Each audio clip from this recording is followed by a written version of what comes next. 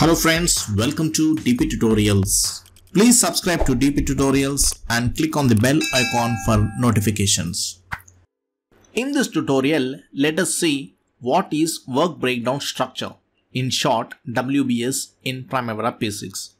A work breakdown structure is a hierarchical arrangement of tasks and services carried during a project. The project is the highest level of the WBS, while an individual activity or service is the lowest level. Each project in the enterprise project structure will be further break down into WBS, and WBS would be further divided into activities for better management. Now, to start a project, you need to go to this WBS. Let us open a sample existing project and let us understand what is WBS and all about WBS. During the planning stage, project manager typically develops the WBS first. To view the WBS, we need to click on Projects menu bar and click on WBS, or else you can directly click the WBS on the directory bar that you can see on the left side. This is WBS of this open project. Go to View tab and click on this Show on Top and select any of the three views, like one is Chart View, where you can view the WBS as a chart. Here you can customize by right clicking and go to Chart Box Template and click on Customize and add desired fields which you would like to view in the chart. Let's close this and go back to the tabular view. Go to menu bar, go to Show on Top and select WBS table. So this is my standard WBS table. You can customize the columns by right clicking and selecting columns, and you can customize by adding desired columns.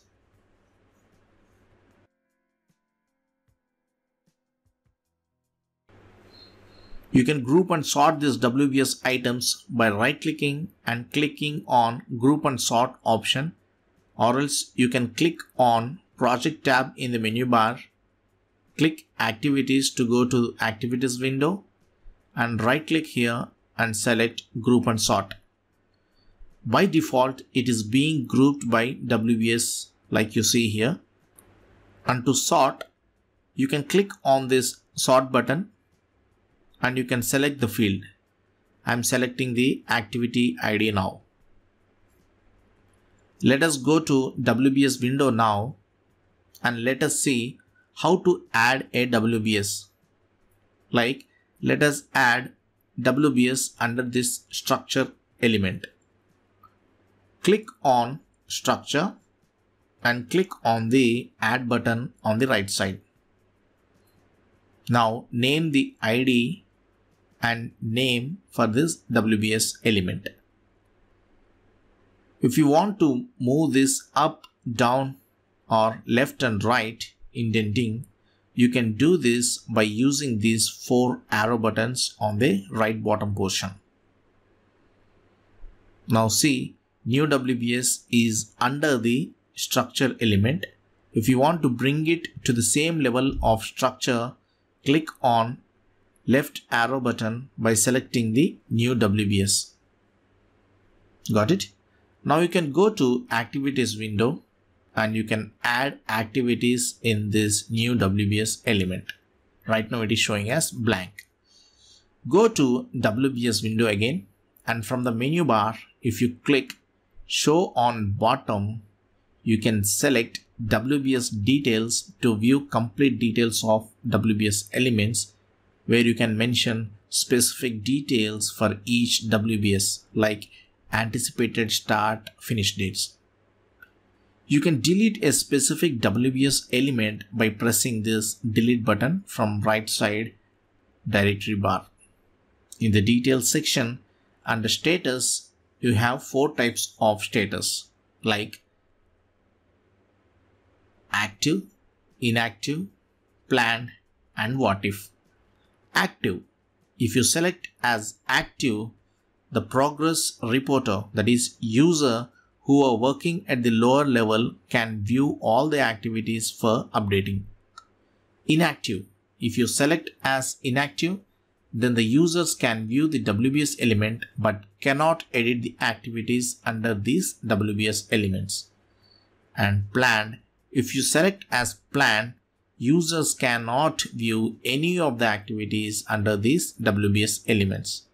And what if can only be applied at the project level and not at this WBS level.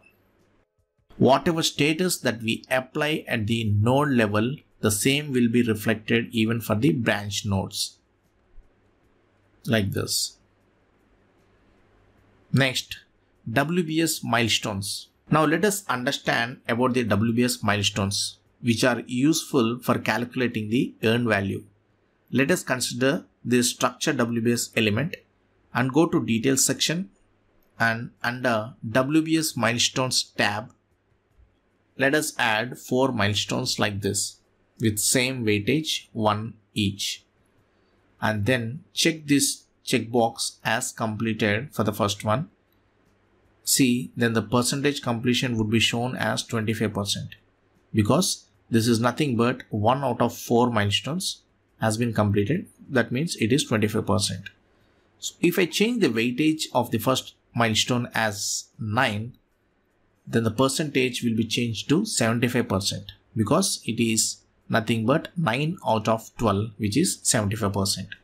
So this is how you can use the WBS milestones to calculate the percentage completion of any specific WBS to calculate earned value. Next, you can categorize the WBS elements by adding columns. Customize it to add project phase like this. Click apply and click OK. Now under this project phase column, you can mention the phases for each WBS like this based on your requirement. Next thing, let us go to earned value tab in the details section. Here we can define settings how to calculate the earned value, which is equal to budgeted completion into percentage completion. You can use all these options to alter your calculations related to earned value mechanism. Like see, you can use the activity percentage completion or WBS milestone percent completion like we have discussed earlier. If I select 0/100 means 0/100 means earned value will be calculated as 100% only when the activity is completed. And 50/50 means earned value will be considered as 50% once the activity is started. You can give the custom percent completion like this. Next, on the right side, ETC, estimate to complete, is calculated as equal to remaining cost per activity, or you can use any of these 4 options like PF is equal to 1 means it will be calculated as 1 into budgeted completion minus earned value, which gives an optimistic result. PF is nothing but the probability factor. Okay. The next one is PF is equal to 1 divided by the cost performance index, that is CPI. This gives as the most likely result. Okay.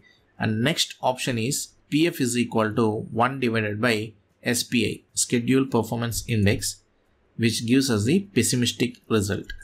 So like this, by using these 3 options, you can get 3 results: optimistic, most likely, and pessimistic. And the last option is you can customize this by entering a user defined PF. So friends, this is all about earned value and WBS elements in Primavera. This is very useful to understand, and you need to understand before creating any project. In the next tutorial, let us learn about budgets and how to define them in Primavera P6. If you like this video, please do give me a like, share and comment. For further more interesting videos, please do subscribe DP Tutorials. Thank you friends. Thanks for watching.